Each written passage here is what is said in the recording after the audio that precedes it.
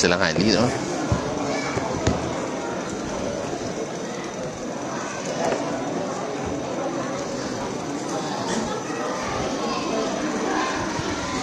Bismillah. Ada aja lah. Tidak. Bismillah.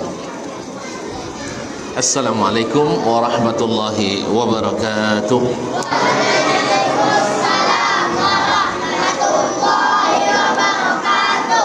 Alhamdulillahi rabbil alamin wal aqibatu lil muttaqin wala udwana illa 'alal zalimin.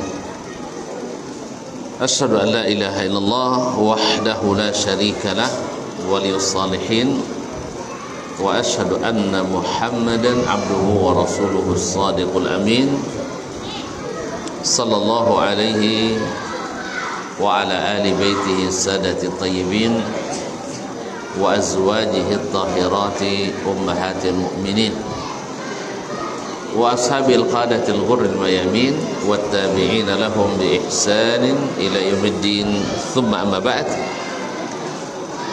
fa usi nafsi wa iyyakum ayyuhal muslimun bi taqwallahi azza wa jalla fa innahu qad faza al muttaqun ya ayyuhalladzina amanu taqullaha haqqa tuqatih wa la tamutunna illa wa antum muslimun.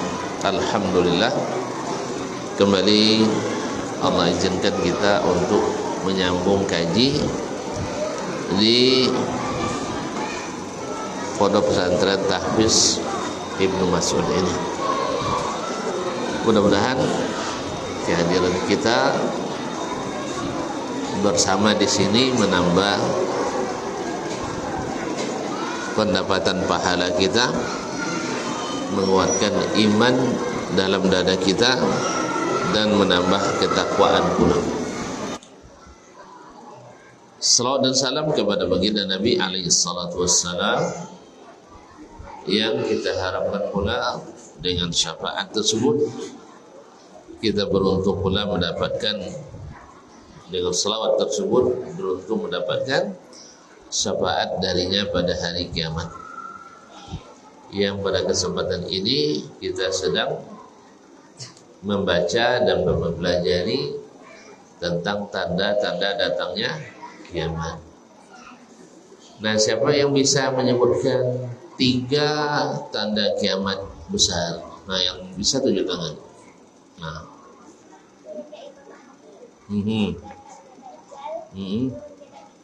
Masya Allah, sambung. Ada yang bisa nyambung? Yang bisa nyambung? Sini. Ya harus panjang. Masya Allah. Siapa nama? Masya Allah. Siapa ya? Masya Allah. Masya Allah. Masya Allah. Siapa lagi? Sambung. Yang lain.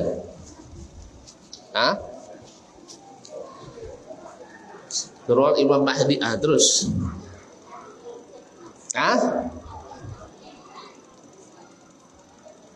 Jawab.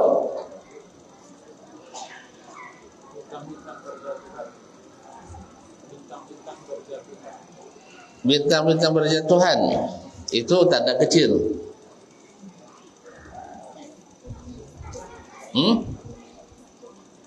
Itu dia Jumajud. Terus tidak, 3 lagi. Ya seorang tadi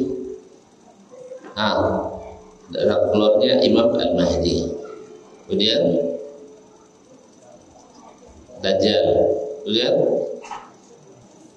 turun Isa bin Maryam, terus keluar Ya'juj dan Ma'juj, terus dukhan, asap dari langit. Terus Ka'bah diruntuhkan oleh Dzussuwaiqatain. Nah, sini. Masya Allah. Hayakallah. Masya Allah. Wow. Masya Allah. Baik. Kemudian masuk kita ke tanda yang ke-7. Tanda yang ke-7 dari tanda-tanda kiamat besar, yaitu qala musannifun rahimahullah al-alamatus sabi'ah, tanda yang ke-7, raf'ul qur'ani minal ardi ila sama'. Al-Quran diangkat dari permukaan bumi ini ke langit, diangkat ke langit. Kenapa diangkat ke langit? Ada yang tahu?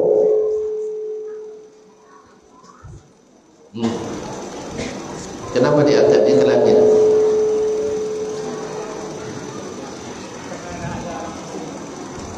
Iya, kenapa ke langit diangkat, hendak kemana-mana?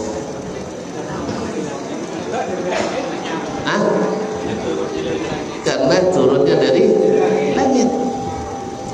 Pemiliknya yang memfirmankannya, yang mengatakannya di langit, tentu kembali kepadanya. Ingat definisi Al-Quran, minhu bada'a wa ilaihi ya'ud, dari dia mulai dan nanti akan kembali kepadanya. Jadi diangkatnya Al-Quran. Kalau nama diangkat terus ke atas, diangkat ke atas, ke langit. Dulu diturunkan dari langit ke bumi. Yang menurunkan siapa? Allah. Berarti Allah di mana? Ya di atas. Dia tanya merepot. Kalau belok tak payah bala, kalau di atas tak apa-apa, ya kan? Itu ilmu tabuapu. Tak ada dalil kecuali tabuapu. Nya kalau apu mesti apunya. Kalau sebut tak boleh apu. Dan fala yabqa minhu ayatun fi sadrin wala sadr. Ketika kita bangun, orang manusia waktu itu nak baca Quran ambil mushaf tak ada lagi. Nak baca Quran tidak ada di hafalan hilang. Maka ini petanda bahwasanya di hari menjelang kiamat itu orang sudah tidak ada lagi yang beriman. Oleh sebab itu jangan minta umur sampai hari kiamat. Bosnya tajal lah kalau kicau lah kan. Datang lo ikut apa? Ya'juj kan? Maju lah kena giliang lah. Jadi kaum muslimin dan muslimat dalam hati Allah, bisatil walasan illa rufi'at. Tak ada dalam hafalan di dada wala satr dan dalam mushaf kecuali diangkat. Wa qad dallat ala dzalika sunnah. Ini kan barang tidak tahu kita, belum terjadi. Terus kenapa tuh yakin? Boleh tak meyakini sesuatu tanpa ada bukti? Boleh tak? Tuh, boleh meyakini sesuatu tanpa ada bukti? Khilafiyah.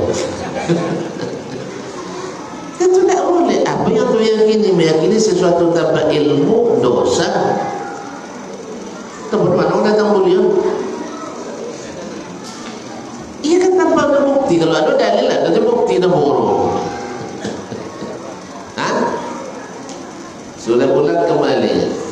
Ya, dulu saya sebelum melihat dan bertemu langsung dengan Syekh As-Sudais dong sawo ni kan dah sangko badan kui lo sawo sale malau yang tinggi kan sangko kui pun pasal mak babah dan dosa.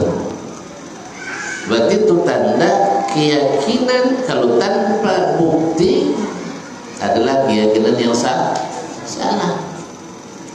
Nah, boleh tak kita meyakini sesuatu yang akan terjadi tanpa bukti? Boleh tak? Jadi kalau ada nyawi ayahnya Habib tiai masuk surga surga. Boleh diyakini? Boleh diyakini? Apa tak? Tak ada bukti lah. Hanya klaim, hanya apa namanya, pengakuan sendiri. Kan ya? Tanpa ada bukti. Kecuali kau bidadari seorang kau main deh. Ada bidadari pulang nak? Apa dan nak? Apa dan nak? Bidadari tak tu di dunia tu itu tadi. Tu dia. Akhirat. Boleh bidadari kalau boleh serobor. Kalau sampai dia bidadari tak isa bawa lulanya. Sebab itu khusus di surah gua kecil ya. Habib. Masa siapa yang telah masuk surah gua dan dia kalula. Sebenarnya kalau masuk surah gua air, boleh diyakini? Boleh yakini? Tak. Kalau ada yang ngaku baca selawat tertentu, kalau Nabi dikubur, boleh diyakini? Apa tak? Tak ada bukti.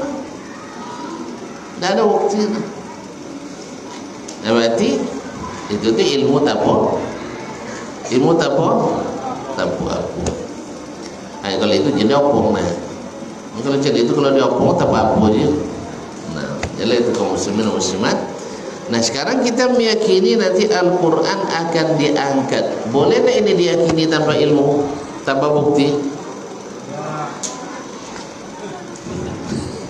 La ikhtilaf lah beliau. Boleh tak kita meyakini bahawa menjelang kiamat Al-Quran akan diangkat? Boleh tak kita meyakini tanpa bukti? Tanpa bukti tak boleh kan? Tak boleh kan? Nya bukti lah pun. Nah, bukti lah pun. Tonton kalau nak membuktikan sesuatu, apa cara? Ancak dia nak apa dunianya. Apa cara bukti ancak? Tengok. Kerja. Dia keluar negeri kininya, sedang di Parisnya. Tu apa cara dia? Kau tak nak tahu tujuh ancak atau tak? Hah? Itu baca apa pun lupa soalan. Kalau tak langsung nampak inyo, apa nak tengok?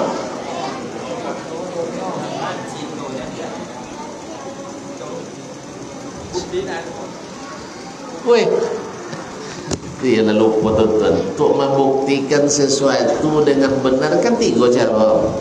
Lalu lupa. Pertama tengok langsung. Hanya tadi di Parisnya. Awak tak ada pintu tapi kau kena. Awak nak tentunya kini masuknya ancak. Nah, bawa cara. Tengok mak. Tengok mak tu ayahnya sabuni citonya mirip barojo. Jamaah. Jadi membuktikan sesuatu tidak nampak langsung, tengok non nampak dah, tengok je boleh je, tengok je non saupo dia saupo je nya jalannya nan saupo je nya, fahamnya? Nak tentu tengok nan serupa dengannya atau mirip deh dengannya. Ada ni mirip je anak gadil. Siapa? Mak misal. Kan ya? Kalau tengok mak ya tianjak sambatinya. Ya tianjak tu. Kau tengok ya? Ayah puasanya. Berarti nak jadi anjak kan dia? Jalannya maksudnya mirip je jamaah. Orang anjak berarti anjak. Itu pembuktian kedua. Pembuktian ketiga, tak nampak terpuji. Pembuktian ketiga,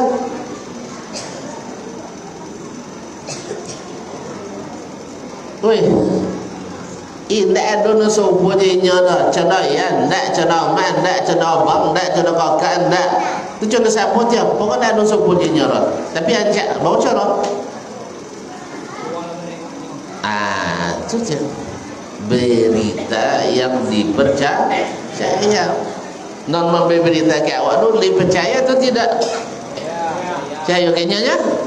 Lain. Ancaknya je.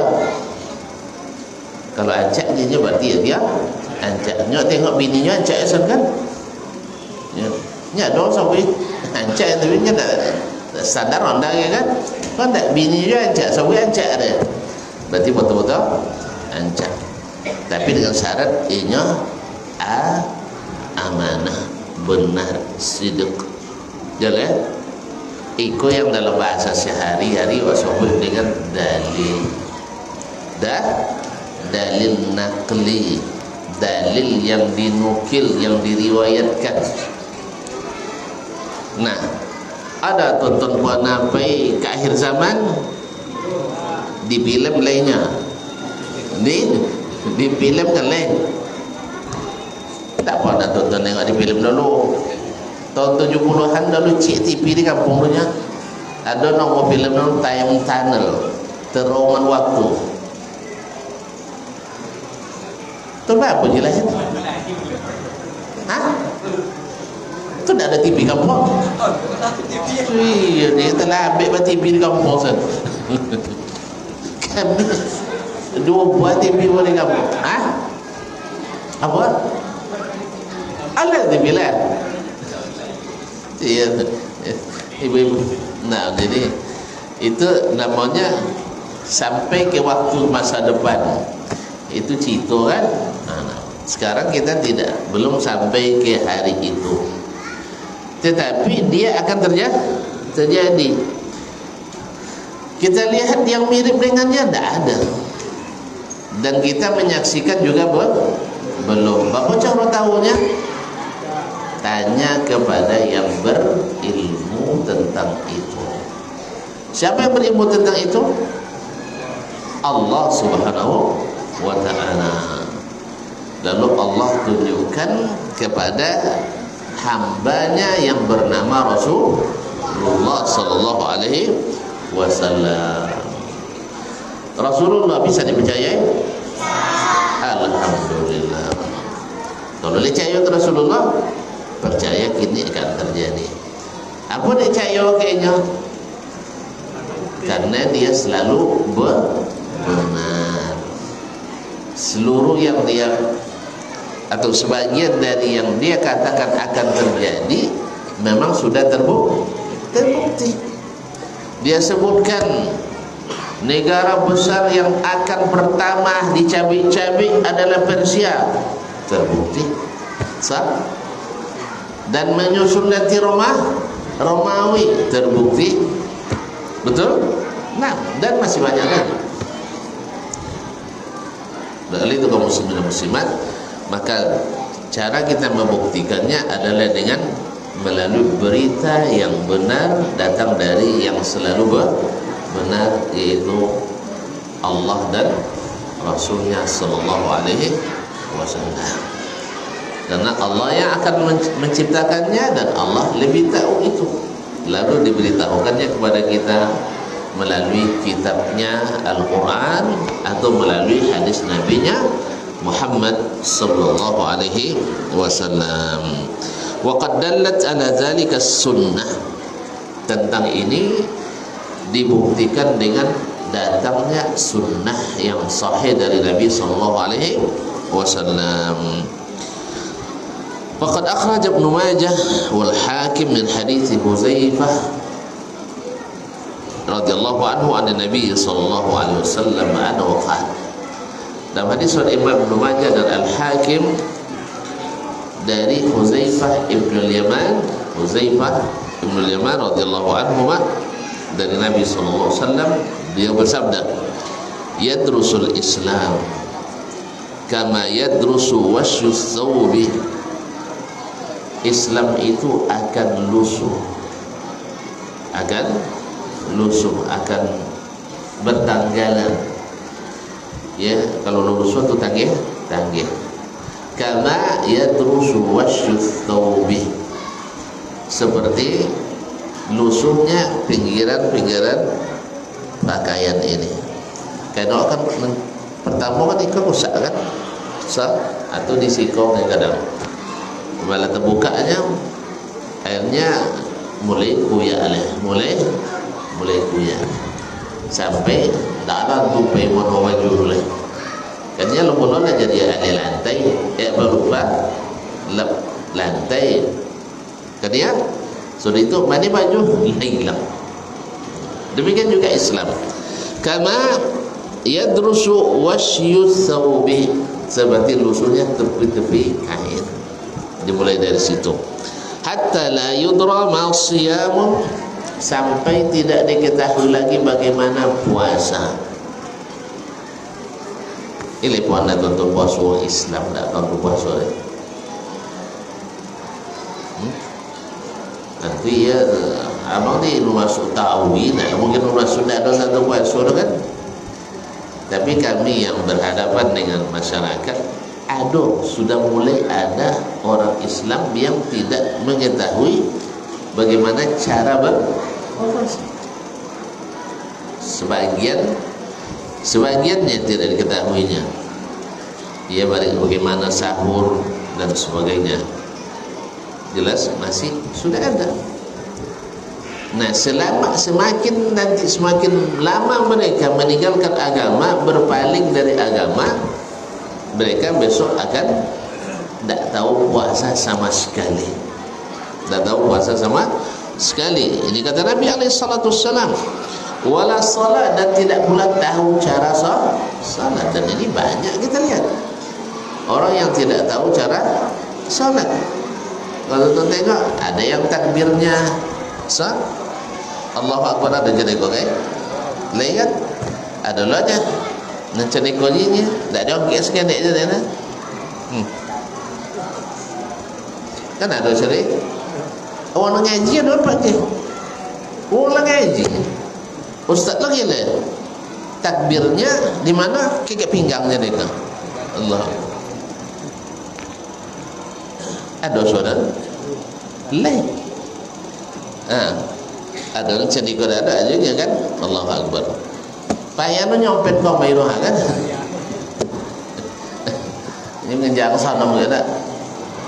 Padahal Nabi katakan hazwal mankibain atau hazwal uzunain, yaitu sejajar dengan telinga atau sejajar dengan bahu. Enggak sejajar dengan pinggang bang. Ada sebagian dia tidak menyampaikannya ke ini walaupun sunatnya kan sunat. Ada pula yang solat tidak melafazkan takbir. Ada nyedek tantu dia ada nabatanya dan sama mokosan dan melafazkannya dalam hati ada takbirnya dia Pak assalamualaikum tidak tahu asal solat apa rupanya dan asal solat tanpa dilafazkan enggak. Makanya Imam Syafi'i, jadi ketika Imam Syafi'i bahas masalah itu salah paham lah Syafi'iyah.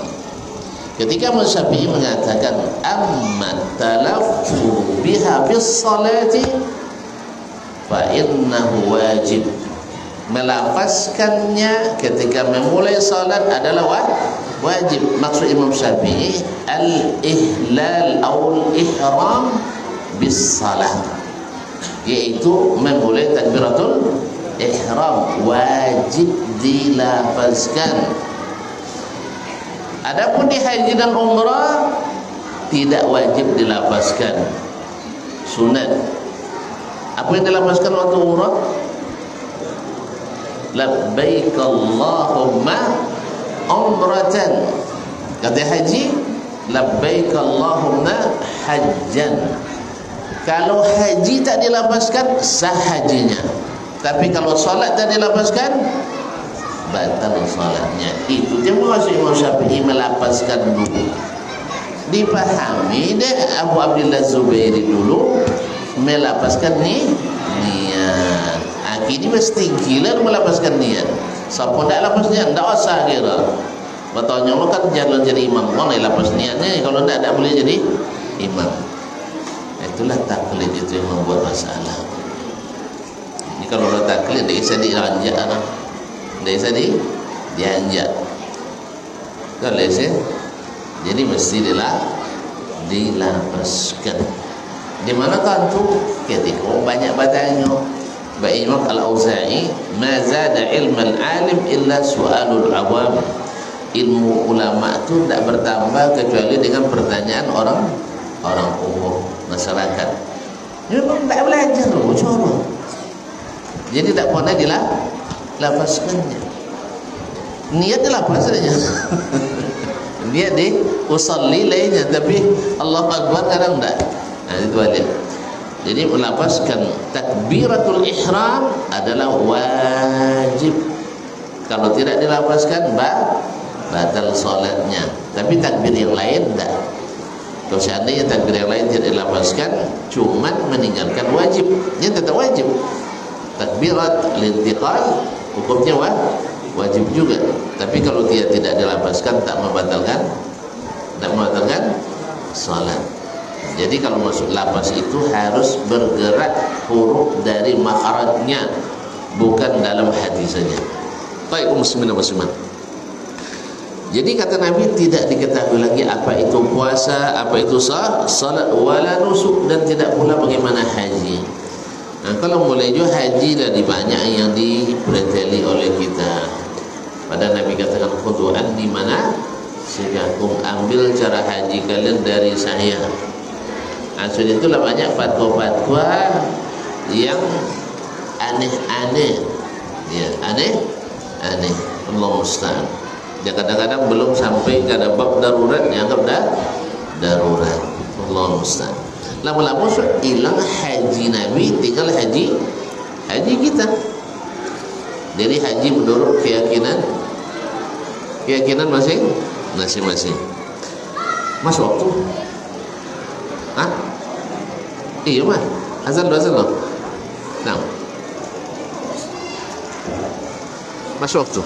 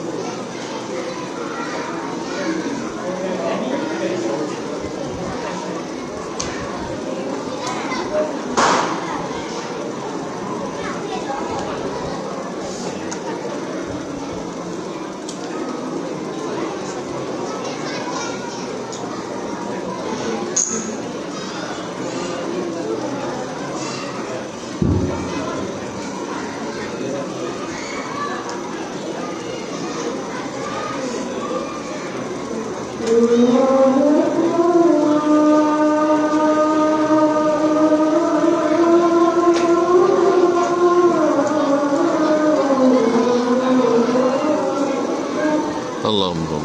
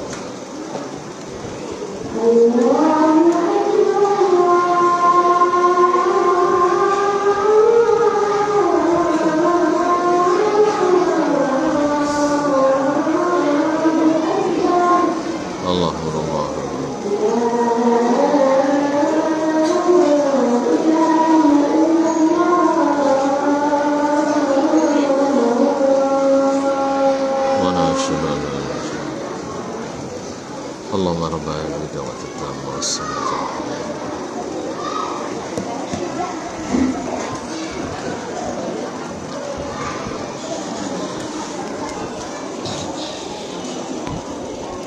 Baik, kaum muslimin dan muslimat dirahmati Allah SWT. Kemudian Nabi melanjutkan, wala yusra ala kitabillahi azza wa jal fi lailah.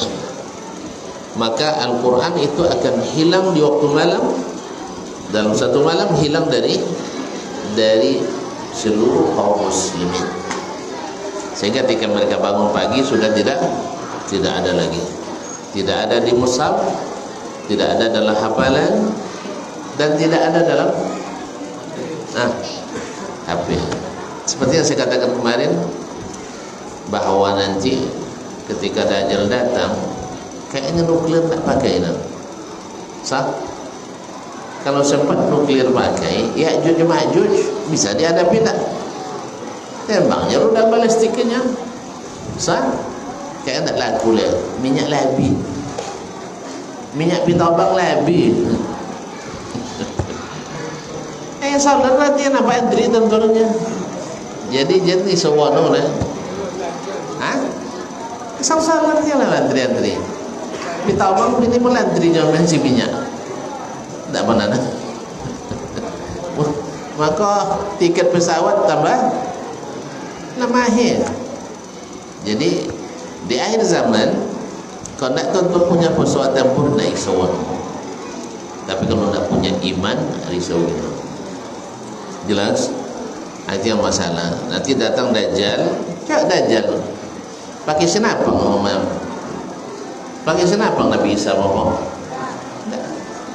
Tak pakai senjata, tak pakai granat, tak pakai bom, tapi pakai keris, khanjar. Oleh sebab itu pelajari Al-Quran, pelajari hadis. Amanan pelajari pitobang belajar nak tahu ya. Tapi jangan lupa belajar Al-Quran dan hadis. Jadi kalau belajar Quran hadis tak belajar pitobang tak masalah. Tapi belajar pitobang tak belajar Al-Quran hadis, nanti bingung menghadapi Dajjal, bingung menghadapi Ya'juj dan Ma'juj, bingung menghadapi lain-lainnya. Oleh itu kaum muslimin dan muslimat, anak-anak kita, generasi kedepannya, siapkan dengan agama. Kalau PT bisa dicari. Tak sekolah banyak PT wang, non sekolah abi PT dah. Kan ya? Tak cari tuntun non kayo-kayo wang numpak PT, wang tak sekolah tu wang sekolah. Jadi kalau nak CPT jangan sekolah anak lah. Bawa dari kenek, bawa yang kota, bawa nobe, bawa dodos. Dah lama-lama sok tu pandai perlu bawa PT lah, buka PB dia ya. PB nomor. Alah jadi toke karet atau ke apa? Toke sawit lenya. Sudah itu buat pabriknya. Tapi tahu jangannya kalau tidak ada Quran dia ya, sembarangnya buat dia. Langgar aturan dia, langgar undang-undang sah. Buat tak jauh dari pemimpin, tak duli empat yang asal ampuh tak dulin dia.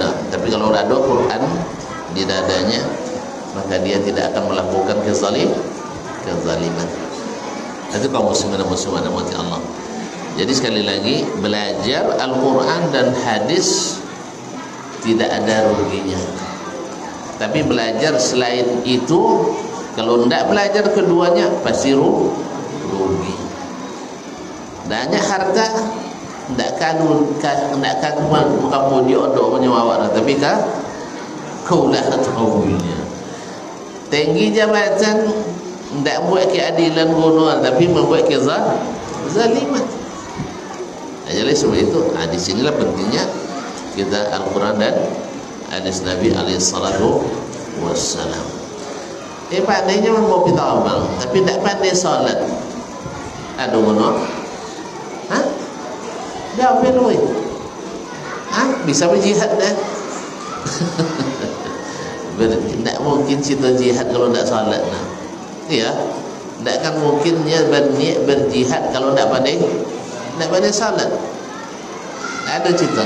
Tapi kalau orang yang pandai solat, pasti bisa diandalkan membela negaranya, membela bangsanya, membela agamanya. Karena motivasi lillah lebih tinggi daripada motivasi membela apapun.